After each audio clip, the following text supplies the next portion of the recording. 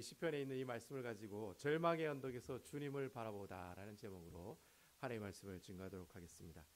지금까지 시편에 있는 말씀을 계속 이제 하나님의 말씀을 증거하고 있는데요. 여러분 시편 어려우세요? 쉬우세요? 예. 쉽습니까? 네, 쉬우신 분은 문학소녀나 문학소녀나 시편이 시로 되어 있기 때문에 좀 어렵긴 어려워요. 그래서 참 목사님들이 시편 설교하기를 좀 꺼려합니다. 왜냐하면 시기 때문에 서로 해석이 되려면 여러 가지 또 해석이 되고 또 이렇게 또 연구를 하려면은 그 배경들까지 다 공부를 해야 되기 때문에 굉장히 많이 좀 손이 가는 그런 설교예요. 그래서 저는 설교를 하면서 준비를 하면서 참 어렵다. 근데 어려운데도 은혜가 된다. 그런 느낌을 요즘 많이 받습니다. 여러분 시편 지금까지 한 11편 정도 저희들 살펴보고 있는데 내용이 다 비슷비슷하나요? 아니면 내용이 틀리나요? 다 비슷비슷해요. 그래서 재미없는 책이에요. 시편이 150편이잖아요. 이 많은 책을 어떻게 읽고 내용이 좀 스펙타클하고 어떤 때는 좀 이런 위험이 있고 또 어떤 때는 저런 위험이 있고 아니면 이렇게 좀 잘 나가고 좀 어떻게 또 이런 식으로 잘 나가고 저런 식으로 잘 나가고 좀 내용이 레퍼토리가 다양하면 되는데 여러분 150편 내용까지 쭉 살펴보시면 알겠지만 거의 내용이 비슷비슷합니다. 특히 다윗이 지은 시는 거의 대부분 비슷해요. 하나님 어려워요. 도와주세요. 너무 힘들어요. 함께 해주세요. 주님 제가 이렇게 진짜 고통을 당하고 있습니다. 하나님 왜 이래 악인은 그냥 보고만 계시나요? 저 좀 구해주세요. 이렇게 막 얘기하다가 하나님 어떻게 이러실 수가 있나요? 하나님 어떻게 이렇게 그냥 입을 한번 확 이렇게 닦으시고 어떻게 저를 모른 채 할 수가 있나요? 이렇게 이런 원망의 내용들을 얘기하다가도 나중에는 어떻게 해요? 주님 역시 주님이 짱이십니다. 역시 주님이 정말 멋있는 분이십니다. 주님밖에 없습니다. 할렐루야 하면서 그래 끝나는 내용이 시편 150편에 나오는 내용들의 공통된 내용들이에요. 근데 제가 이 시편을 여러분들에게 작년부터 이제 설교를 하는데 이 시편 다 설교하려면 아마 내후년까지 아마 갈 수도 있을 거예요. 그죠? 이 시편 150편이니까 한 주에 하나씩 하면은 몇 년 동안 설교해야 되는가? 한 2년 반 내지 3년 동안은 여러분들에게 계속 시편에 있는 말씀을 이제 설교를 해야 되는데 제가 이 시편 설교를 하면서 한 가지 소망이 있습니다. 그게 뭐냐면은 여러분들이 똑같은 내용이 나오는 이 시편 내용이 여러분들의 삶 가운데서도 동일하게 나타나기를 소원하는 그런 마음을 가지고 있습니다. 여러분 아멘입니까? 그러니까 다윗이 지은 이 심정, 이 마음, 이 환경, 이 어려움들이 여러분들 가운데도 나타나잖아요. 그 나타나는 가운데 누구를 만나요? 그때 다윗이 만났던 그 하나님을 여러분들이 어떻게 해요? 저는 만나기를 원하는 거예요.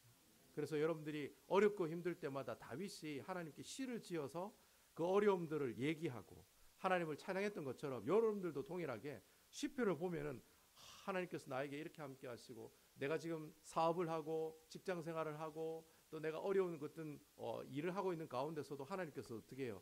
하나님께서 내 마음을 만져주시고 치료해 주시고 그런 것들을 여러분들 경험하라고 저도 경험하고 싶어서 여러분 사실 여러분 성경 말씀이란 게 지식이잖아요.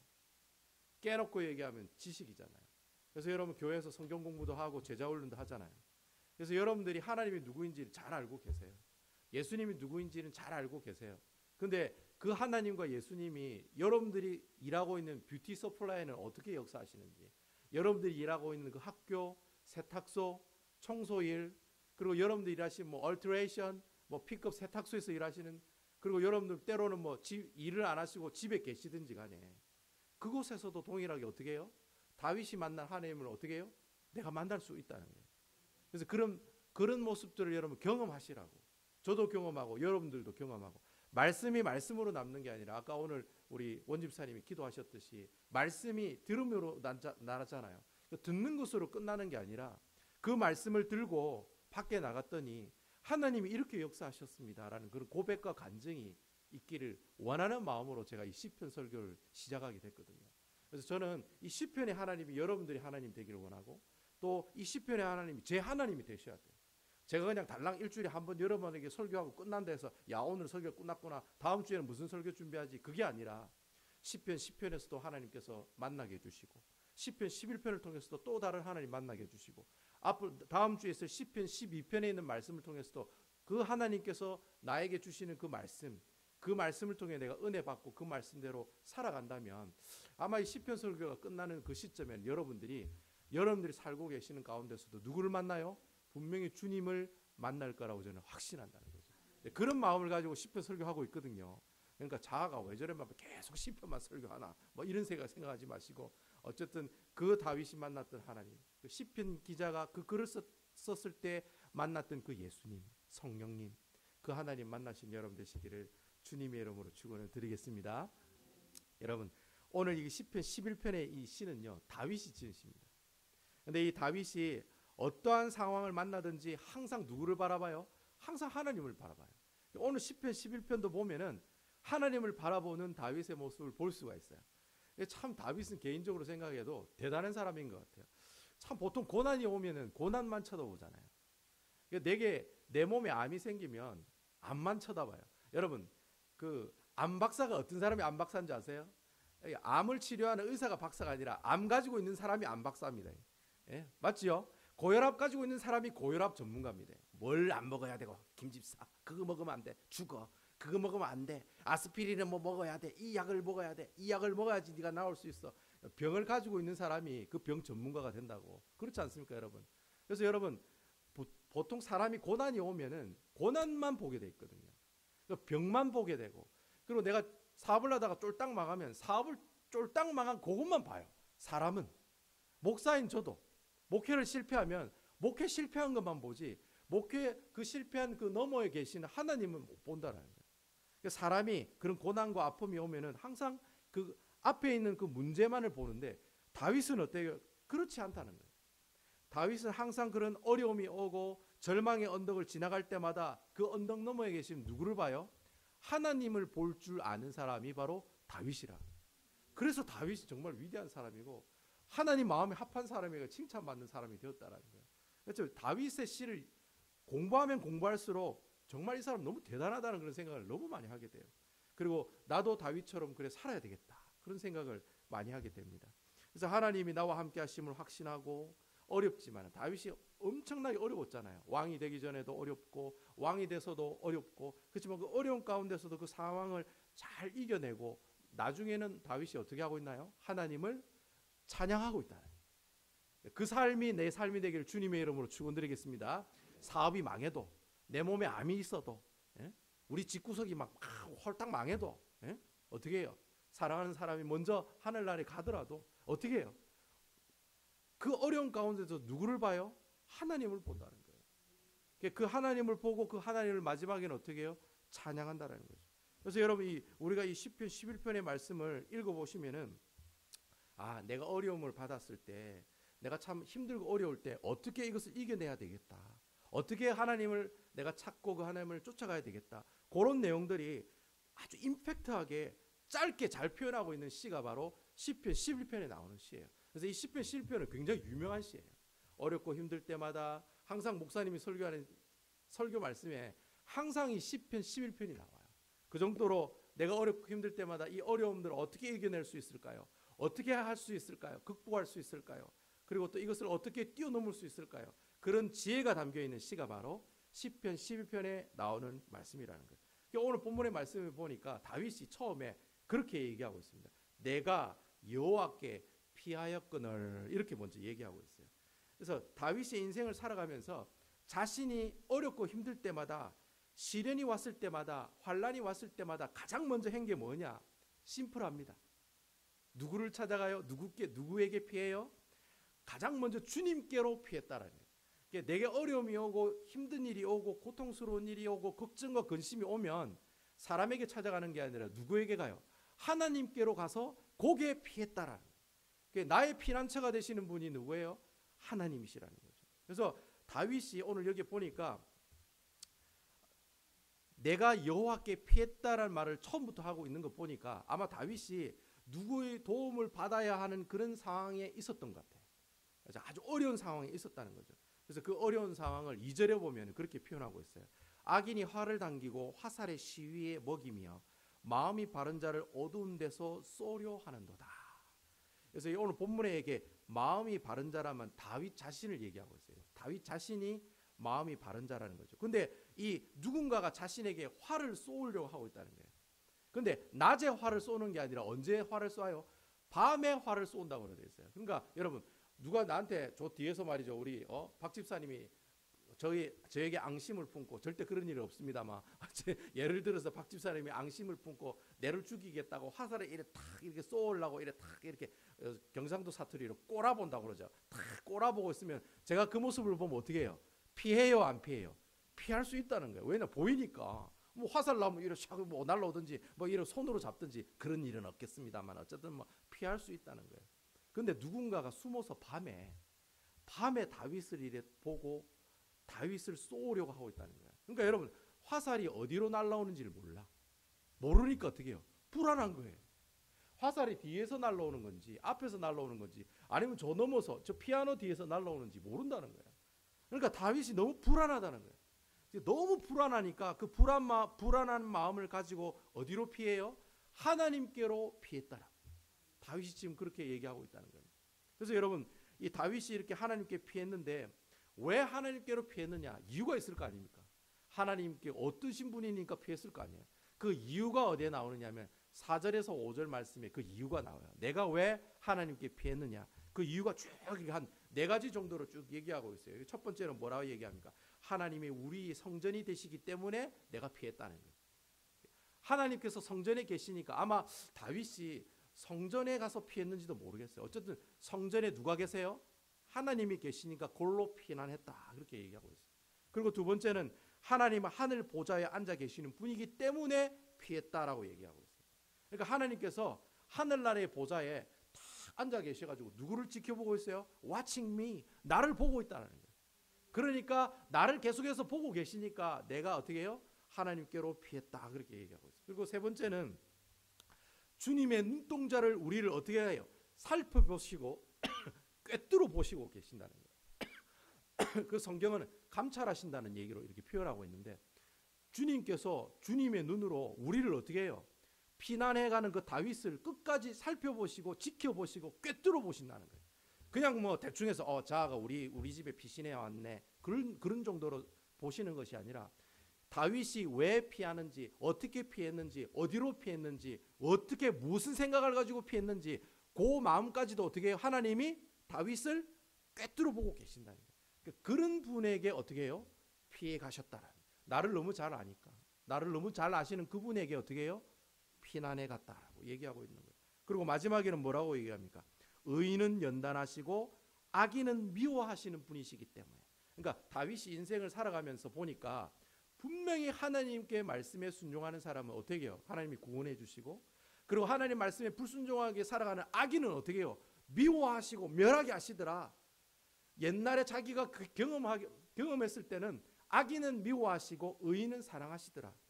그것을 알고 있는 그 마음을 가지고 어떻게 해요? 다윗이 하나님께로 피난했다, 그렇게 지금 얘기하고 있다는 거예요. 그러니까 여러분, 이 4가지 사실을 열거하면서 다윗이 이것 때문에 내가 하나님께 피했습니다, 이것 때문에 내가 하나님께 나아갔습니다, 그렇게 얘기하고 있다는 거예요. 그래서 여러분, 하나님이 우리의 성전에 계신다는 말이 무슨 말이냐면, 그럼 목사님, 하나님은 꼭 예배당에만 있습니까? 이렇게 질문하시는 분이 있을지 모르겠어요. 그게 아니에요. 성전에 계신다는 말이 무슨 말이냐면, 우리 하나님께서는 무소부재하신 분이시거든요. 어디든지 다 계세요. 예배당에도 있고, 식당에도 있고, 화장실에도 있고, 안방에도 있고, 사업체도 있고, 세탁소에도 있고, 그로소리에도 있고, 학교도 있고, 온 사방에 다 하나님 다 계세요. 근데 계시는데 그 계신다는 것을 대표적으로 상징적으로 표현한 내용이 성전에 계신다는 말이에요. 이 말이 무슨 말이냐면, 우리 하나님은 하나님을 믿는 사람들을 항상 그 가운데, 중심 가운데 우리와 함께 계신다라는 거예요. 그러니까 하나님은 어디든지 다 계신다는 거예요. 어디든지 계시는 그분을 향해서 다윗이 어떻게 해요? 피난을 가고 도망을 갔다라고 하는 거예요. 여러분, 예수님이 가지고 계시는 그 이름의 뜻이 뭐예요? 첫 번째는 구원자라는 그런 이름 가지고 있죠. 그리고 또 예수님이 또 구원자 말고 또 무슨 뜻이 있어요? 임마누엘이라고 하는 뜻이 있어요. 예수님이라는 그 이름 자체가 우리와 어떻게 해요? 함께 하시는 분이라는 거예요. 그러니까 여러분, 어려움이 있고 고통이 있고 내가 병이 있을 때 항상 내 마음 가운데는 누가 계세요? 예수님이 계신다는 거예요. 바로 그 말씀이에요. 항상 내 마음에 예수님이 계시니 내가 누구에게로 도망을 가야 돼요? 예수님에게로 도망가는 것은 당연하다는 거예요. 여러분, 고난과 환난이 오면요, 예수고 나발이고 없습니다. 내 사업이 망하면요 눈이 뒤집힙니다. 여러분 사업이 망했는데 예수가 어디 있습니까? 내가 지금 밥 먹기, 내가 지금 집도 쫓겨나고 집도 은행한테 다 팔려가고 잘 곳도 없는데 예수가 어디에 보이겠습니까? 그런 어려운 상황들 가운데서도 다윗은 뭐라고 고백하느냐 하면은 내 마음속에 계시는 그분이 계시는데 바로 그분에게로 어떻게 한다? 피난을 가겠습니다 라고 지금 고백하고 있다는 거예요. 다윗 참 멋있는 친구잖아요. 다윗이 지금 이렇게 누군가가 어둠 가운데서 화살을 쏘려고 자기를 죽이려고 하는 그 순간에 하나님 어디 있습니까? 하나님 왜 저에게 이런 고통을 주십니까? 이런 원망과 불평을 하는 것이 아니라 항상 하나님께서는 어떻게 하신다? 나와 어떻게 하신다? 동행하신다. 나와 함께 하신다. 그 생각을 절대로 잊어버리지 않고 있는 사람이다. 그래서 여러분 내게 어려움이 오면 누구에게로 도망가야 돼요? 내 마음속에 계신 그 예수님을 찾으셔야 됩니다. 그 예수님을 향해 나아가셔야 된다는 거예요. 다윗이 그렇게 했다라는 거죠. 그리고 두 번째로 다윗이 왜 하나님께로 피했느냐? 하늘나라에 하나님의 보좌가 있으니까 피한다고 되어 있어요. 그러니까 하늘나라에 하나님 보좌가 있다는 말이 뭐냐? 하나님께서 하나님 우편에 앉아 계시는데 예수님이 앉아 계시잖아요. 왜 앉아 계시죠? 나중에 심판하기 위해서 앉아 있잖아요. 나중에 여러분들 다 돌아가시게 되면 하늘나라에 가지요. 하나님께서 심판하시잖아요. 예수 믿는 사람 안 믿는 사람. 네가 얼마나 하나님께서 기뻐하는 삶을 살았느냐 안 살았느냐. 우리 하나님께서는 어떻게 해요? 딱 심판하신다는 거예요. 의인과 악인을 하나님 보좌 가운데서 어떻게 해요? 심판하시는 분이라는 거예요. 이 말이 무슨 말이냐면은 하나님께서 우리를 끝까지 지켜주시고 보호해주시고 나중에는 심판하시는 능력이 많으신 분이라는 사실을 다윗이 고백하고 있다. 보좌에 앉아 계신다는 분은 뭐예요? 능력이 많다는 거예요. 내가 믿는 우리 아버지는 힘이 세다는 거예요. 내가 믿는 우리 아버지는 돈도 많아요. 내가 믿는 우리 아버지는 모든 것을 다 하실 수 있는 분이세요. 그분이 바로 전지전능하신 여호와 하나님입니다. 그분이 보좌 옆에 예수님께서 앉아 계신다는 거예요. 어떻게 하시면서? 나를 와칭하면서 나를 계속 지켜보시면서 나를 어떻게 해요? 도와주시고 계시는 분이라는 거예요. 내가 믿는 하나님은 이래 능력이 많으신 분이야. 그런 분이다라는 표현을 보좌에 하나님이 앉아 계신다라고 표현을 쓴다는 거예요. 그러니까 다윗은 하나님을 어떻게 생각해요? 뭐 이 정도 어려움은 뭐 껌이다. 이겨낼 수 있다. 누구 때문에? 여호와 하나님 때문에. 그래서 능력이 많으신 그 하나님을 바라본다라는 표현을 하나님이 보좌에 앉아 계시며 나를 지켜보신다. 그렇게 얘기하고 있다는 거예요. 그래서 다윗이 하나님께로 피난을 간 거예요. 그리고 여러분 세 번째로 다윗이 피난하는 이유가 뭐냐? 성경에 보니까 그의 눈동자로 우리를 살피시고 우리를 감찰하신다. 그렇게 표현하고 있어요. 주님께서 눈동자로 우리를 살펴보신다. 살펴보는데 이렇게 그냥 이렇게 쳐다보는 게 아니라 꼼꼼하게 살펴보신다. 자아가 여기 점이 있고 엉덩이에 점이 있고 다 하신다는 거예요. 뭐 표현이 좀 거시기 합니다만 자아가 뭐 머리가 곱슬이고 직모고 하나님 다 아신다는 거예요. 하나님 꼼꼼하게 지켜보신다. 우리 권사님이 무슨 음식 좋아하고 무슨 음식 싫어하고 뭘 제일 좋아하고 뭘 안 좋아하는지 하나님께서는 다 아신다는 거예요. 그러니까 그 아신다는 것을 살펴보시고 또 어떻게 해요? 감찰하신다라는 표현을 써요. 이 감찰하신다는 표현이 뭐냐니까 아까 제가 말씀드린 것처럼 세세하게 다 알고 계신다. 여러분들이 무슨 생각하는지, 뭐 때문에 어려워하는지, 뭐 때문에 고통스러워하는지 하나님은 다 어떻게 하신다? 알고 계신다. 그래서 여러분 마태복음 10장 30절에 보면은 너희에게는 머리털까지 다 세신 바 되었다. 그렇게 하나님은요 여러분들이 머리카락 개수도 다 알아요. 좀 우리 헐비한 원집사님 머리 개수도 다 알고 계시고 머리 숱이 많은 우리 오 선생님 머리 숱이 많습니까? 머리 숱이 많은 오 선생님 머리카락 개수도 하나님께서는 어떻게 해요? 다 알고 계신다는 거예요. 우리 저기 김 장로님 머리 숱도 다 알고 계시고 좀 헐비하시긴 하지만 좀 그렇지만 그것조차도 하나님께서 어떻게 해요? 다 알고 계신다는 거예요. 너무 세세하게 알고 계시는 분이 바로 우리 하나님이시라는 거예요. 너무 잘 알고 계시니까 나를 잘 알고 있는 그 하나님께로 어떻게 해요? 피난 가는 거는 당연하다는 거예요. 그건 당연하다는 거예요. 나를 너무나도 잘 알고 있는 그분에게 가는 것이 당연하다는 거예요. 그리고 마지막에 보면 왜 다윗이 하나님께 피난을 갔느냐? 의인을 감찰하시고 악인은 미워하신다라고 얘기하고 있어요. 여러분 5절에 보면은 다윗이 이제까지 살 때 보니까 악인은 하나님 진짜 미워하시더라. 그 대신 의인은 진짜 사랑하시더라. 그런 사실을 경험을 통해서 알게 되었다는 거예요. 여러분 5절에도 보면 감찰한다는 표현이 나옵니다. 근데 4절에 나오는 감찰하다는 표현하고 내용이 의미가 좀 틀려요. 5절에 나오는 감찰하다는 말은 무슨 말이냐면은 연단하신다는 의미예요. 연단하신다는 거예요. 여러분 그 순수한 금을 내가 얻으려면 어떻게 해야 돼요? 막 불순물하고 금하고 넣어가지고 어떻게 해요? 불을 막 이런 풀불에 넣어가 달가가지고 어떻게 해요? 다 태워야 되죠. 그럼 나중에 뭐만 남아요? 순금만 남잖아요. 순금. 뭐 여러분 골드 다 좋아하시잖아요. 골드 다 좋아하시잖아요. 그 순금만 남으려면 어떻게 해야 돼요? 태워야 돼요. 그 태운다는 그 뜻이 바로 감찰하신다는 말. 연단하신다는 말이 감찰하신다는 말. 그러니까 하나님께 다윗이 자기 인생을 살아가다 보니까 내가 겪었던 모든 일들은 다 하나님 내 미워하기 때문에 주는 게 아니라 뭐하기 때문에 주시는 거예요? 연단시키기 위해서 주신 거라. 그러면서 결국에는 의인은 하나님께서 보살펴 주시고 악인은 어떻게 하시더라? 심판하시더라는 거예요. 불순물은 나중에 어떻게 해요? 하나님께서 다 태우시더라는 거예요. 뜨거운 풀무불로 불순물들을 다 없애버리시고 나중에 뭐만 남기시더라? 오직 순금만 남기시더라는 거예요.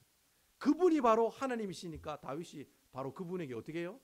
피했다라는 거예요. 내가 인생을 살아가고 신앙생활을 해보니까 내가 가지고 있는 어려움들 다 하나님께서 나를 어떻게 하시겠다?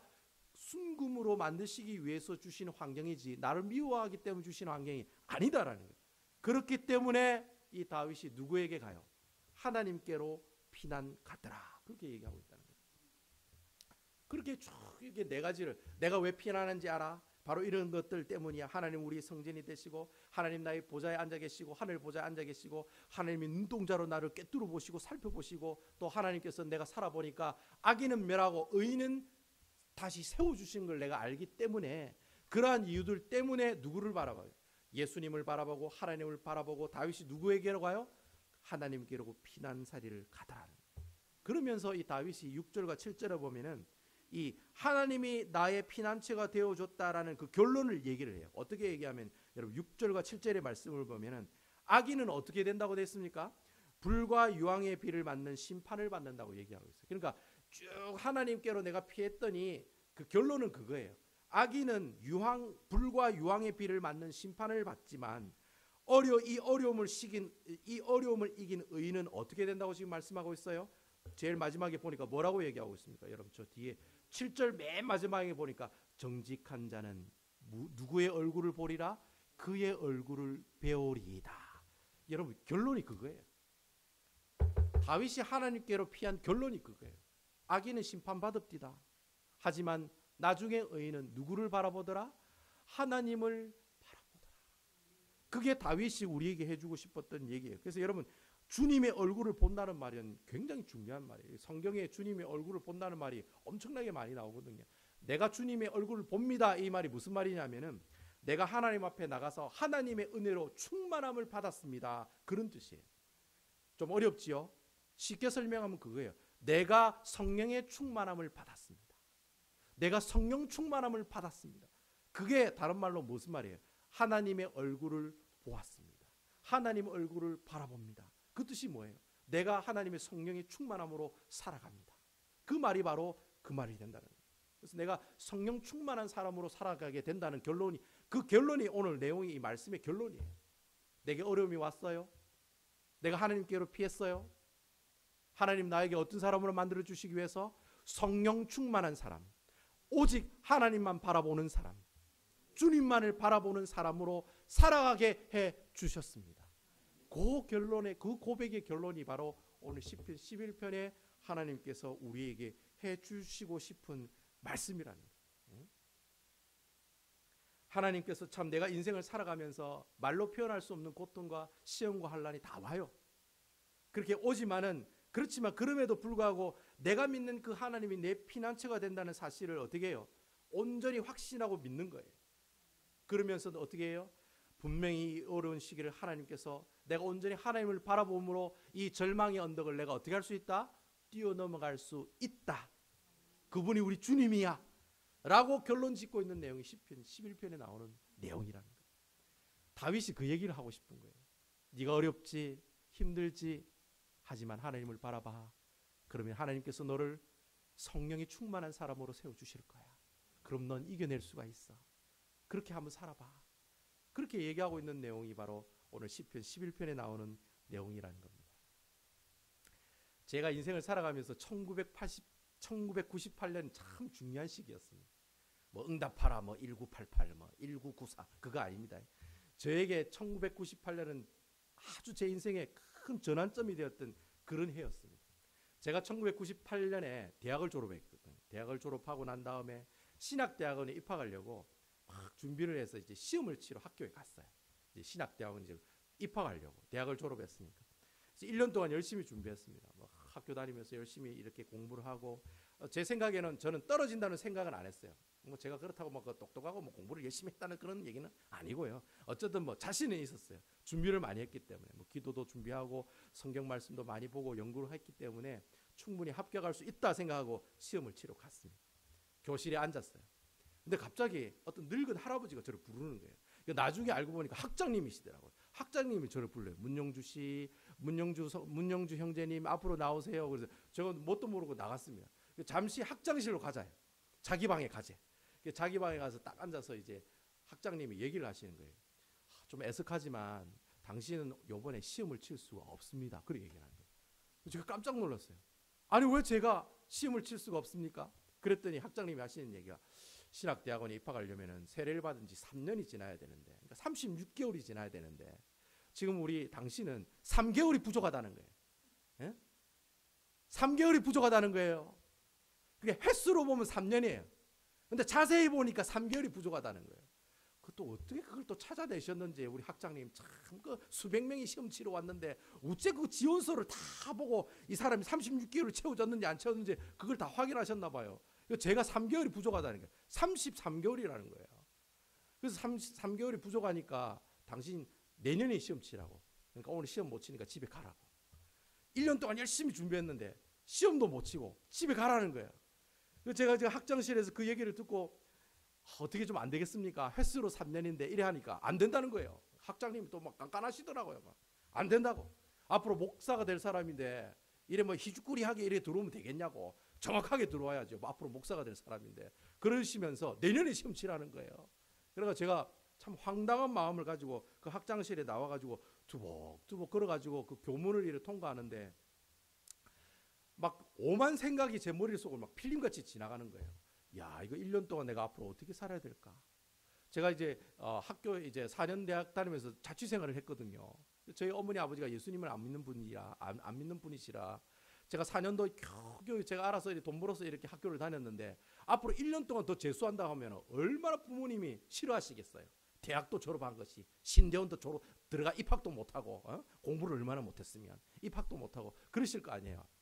또 부모님이 예수 믿는 분도 아니시니까 그때는. 그러니까 이게 집에도 들어갈 수도 없고 1년 동안 뭐 먹고 살아야 되지 어디에 거처하면서 살아야 되지 막 그런 걱정들이 막 지나가는 거예요. 그런 걱정들이 지나가면서 갑자기 제 마음에 너무 하나님께서 주시는 평안함 그 두 가지 마음을 주시는데 하나는 담대함을 주시고 하나는 기대감을 주시더라고요. 그 담대함은 어떤 담대함이냐면은 야 하나님께서 1년 동안 네 먹고 재우고 너를 이렇게 보살펴 주시지 않겠느냐. 하나님 그렇게 해주실 거라고. 걱정하지 말라고. 그런 마음이 드는 거야. 그런 마음이 들면서 내 마음속에 나는 괜찮아. 하나님께서 분명히 함께 하실 거야. 그렇게 1년 동안 잘 먹고 잘 살아갈 수가 있을 거야. 하나님 분명히 나를 책임져 주실 거야. 그런 것도 담대함이 생기더라고요. 이상하게. 그래서 웃으면서 교문을 나오기 시작했어요. 웃으면서. 보통 나는 왜 이럴까? 내가 왜 그것도 모르고 준비를 못했을까? 1년 동안 열심히 공부했는데 3개월이 부족하다고 시험도 못 치고 이거 어떻게 부모님한테 얘기해야 될까? 또 교회 사람들에게 뭐라고 얘기해야 될까? 얼마나 부끄럽겠어요. 시험 치러 갔다가 시험도 못 치고 쫓겨왔으니까. 그러니까 이걸 어떻게 해야 되냐? 그런 걱정보다는 오히려 그런 담대함이 내 마음속에 세워지더라. 그러면서 또 하나님께서 주신 또 다른 마음은 기대감을 주시더라고요. 기대감. 과연 하나님께서 나를 어떻게 먹이 살리실까? 그런 기대감이 막 이스펙트한 그런 마음들이 막 생기더라고요. 그래서 그런 기대감과 담대함을 가지고 제가 1년 동안 다시 재수했다는 거 아닙니까? 여러분, 제가 1년 동안 재수하면서 잘 먹고 잘 살았을까요? 아니면 어렵고 힘들고 시련과 좌절에 빠지면서 정말 시험을 포기하고 신대한 시험을 못 쳤을까요? 어쨌을까요, 여러분? 예. 결론은 뭐 잘 된 거겠죠. 뭐 제가 이 앞에 서 있는 거 보면은 여러분 1년 동안 하나님께서 먹여주시고 재워주시고 키워주시는데요. 야, 대단해요. 제가 첫 몇 달은 어느 장로님 집에서 살고 어느 집사님 집에서 살고 살 데가 없으니까 불쌍하니까 교회에서 어떤 장로님이 한 달 동안 사세요. 또 어떤 집사님이 와가지고 한 달 동안 사세요. 그리고 막 얹혀 살았어요. 한 달은 장로님 집에서, 한 달은 집사님 집에서, 한 달은 뭐 어떤 청년 집에서. 근데 나중에 하나님께서 거처할 자리를 주시더라고요. 어떤 청년이 혼자 사는데 아이고 형님 저 혼자 사는데 좀 외로우니까 같이 삽시다. 큰 방이니까 돈도 좀 많이 내야 되는데 같이 이렇게 같이 세를 내면서 삽시다. 그러면서 1년 동안 그게 살아라는 거예요. 예, 돈도 안 받고. 아 그래가지고 거기서 1년 동안 살았지요. 또 하나님께서 또 알바 자리 주셔가지고 또 먹고 사는 문제는 없이 불편함 없이 아주 제가 1년 동안 더 열심히 성경 보고 연구하고 준비해가지고 신대원 시험을 칠 수 있었다는 거 아닙니까? 근데 여러분 그 1998년에 제게 있었던 가장 큰 사건은 제가 그래 1년 동안 잘 먹고 잘 사는 게 아니라 1998년에 누구를 만나요? 전명지 씨를 만났다는 겁니다. 예. 예, 전명지 씨라고 있어요. 제 아내라고 있어요, 여러분. 제가 그때 그 전명지 씨를 그때 만났다는 거예요. 재수를 안 했으면 제가 저 사람하고 결혼을 안 했다는 거예요. 예, 그러니까 여러분, 그러니까 하나님의 인도하심인 거예요. 하나님께서 저 사람을 만나서 결혼하게 하려고 진짜 중요한 시간이야. 그러니까 하나님께서 시험을 못 치게 하시고 1년 재수 만들면서 그런 만남을 주셨다는 거예요. 제가 그 기간이 없었으면, 그런 일이 없었으면 제가 지금 아내를 만나서 제가 이렇게 여러분들 앞에 서서 설교할 수가 있었을까요? 없었을까요? 있을 수도 있고 없을 수도 있지만 여기서 와가지고 설교할 확률은 거의 없었다고 봐요, 저는. 그렇죠? 하나님께서 그렇게 저에게 그런 놀라운 역사를 1998년에 있는 그 귀한 역사를 통해서 저에게 간증거리로 만들어 주셨다라는 거예요. 저는 여러분 오늘 다윗이 이 시를 쓰면서 그런 하나님이 주신 담대함, 하나님 주신 기대감으로 살았다라고 저는 생각을 해요. 다윗이 그런 어려움이 왔을 때 나는 왜 이런 어려움이 와? 나는 왜 맨날 사울의 칼에만 쫓겨만 다니게 돼? 왜 나는 10년 동안 저 사람을 이렇게 피해서 다녀야 되지? 그렇게 하나님 앞에 실망하거나 좌절하는 게 아니라 어떻게 해요? 오히려 담대한 모습으로 나갔다는 거예요. 내가 믿는 하나님이 이런 하나님이야. 내가 그러기 때문에 그 하나님 어떻게 해요? 그 하나님께로 피난을 가. 담대함으로 나갔다는 거예요. 분명히 하나님께 나를 지켜주실 거다. 나와 함께 해주실 거다. 내 먹여주실 것이다. 그런 담대함으로 하나님께 나갔다는 거예요. 그러면서 다윗이 또 어떤 마음을 가지고 나갔을까요? 기대감을 가지고 나갔을 거예요. 야, 하나님께서 나를 또 어떻게 역사하실까? 내가 이러한 상황 가운데 있을 때 하나님께서 이 사울의 칼을 어떻게 이번엔 피하게 하실까? 내가 이 어려운 상황을 어떻게 이렇게 하나님께서 구원해 주실까? 그런 기대감으로 살아가게 됩니다. 다윗이 그런 담대함과 기대함을 가지고 어떻게 해요? 적은 글이 바로 시편 11편에 나오는 말씀이었다라고 합니다. 저는 오늘 시편 11편의 말씀을 통해 여러분들이 그런 어려움들이 나에게 왔을 때 나는 왜 이런 어려움들이 오고 이런 환난이 오냐고 여러분 실망과 좌절하지 마시고 오히려 어떻게 해요? 담대함을 가지시기 바랍니다. 그리고 오히려 하나님께서 나를 통해 어떻게 역사하실까에 대한 기대감을 가졌으면 좋겠어요. 담대함과 기대감을 가지고 주님 앞에 나가면 누구를 만나요? 절망의 언덕 건너편에 계시는 누구를 만나요? 하나님을 만난다. 그 하나님을 만나면 이미 인생은 게임이 끝났다는 거예요. 그 하나님을 만나면 내가 가지고 있는 문제는 뭐예요? 문제가 되지 않는다는 거예요. 저는 오늘 이 다윗이 이렇게 어렵고 힘든 절망의 언덕의 순간을 힘겹게 올라가고 있을 때 바로 그러한 하나님에 대한 하나님의 믿음에 대한 담대함과 하나님께서 어떻게 하시겠다고 하시는 그런 기대감을 가지고 나갔던 것처럼 여러분들도 동일하게 예수님을 바라보고 하나님을 바라봄으로 동남풍아 불어라 서북풍아 불어라 내게 어떠한 환난이 와도 나는 누구만 바라보겠다? 담대하게 주님만 바라봐야 되겠다. 그리고 하나님께서 주시는 그 놀라운 그 간증거리를 내가 기대하면서 나가겠다. 이러한 마음으로 나아가는 것이 바로 오늘 다윗이 우리에게 주신 시편 11편에 주시는 아름다운 교훈의 모습들이라고 하는 거예요. 그래서 여러분들 삶 가운데 어려움이 오고 환난이 오고 고통이 오고 병마가 오고 여러 가지 내 사업이 망하고 참으로 오늘 성경에 있는 것처럼 터가 무너질 정도로 파운데이션이 무너지면 끝이잖아요. 근데 그 파운데이션이 무너져도 어떻게 해요? 나는 담대히 누구만을 바라봐요? 하나님만을 바라보고 담대하게 누구만을 기대해요? 하나님의 놀라운 역사를 기대하며 나간다. 그렇게 나가시면은 저는 오늘 다윗이 얘기했던 것처럼 그가 그의 얼굴을 배우리라. 그의 얼굴을 보리라. 하나님의 얼굴을 보리라. 내가 하나님의 놀라운 능력의 역사를 목도하는 그런 기적의 역사를 너게 눈으로 볼 것이고, 살아계시고 역사 하나님께서 함께 하시는 그 놀라운 간증거리를 여러분들이 어떻게 해요? 경험하신다는 거예요. 그리고 성령의 충만함으로 살아갈 수 있게 되리다. 그 내용이 바로 다윗이 오늘 우리에게 주신 영적인 교훈들이요, 교훈의 말씀들이라고 하는 거예요. 저는 여러분들이 이런 다윗이 가지고 있는 이런 마음을 가지고 살아가는 여러분 되시기를 주님의 이름으로 축원을 드리겠습니다. 어렵고 힘들 때마다 하나님 앞에 담대하십시오. 그리고 하나님이 나에게 어떻게 하실까에 대한 기대감을 가지고 나아가십시오. 그러면 하나님께서 여러분들을 함께 하실 것입니다. 이러한 놀라운 역사를 경험하며 살아가는 여러분 되시기를 주님의 이름으로 축원을 드립니다. 찬송합시다.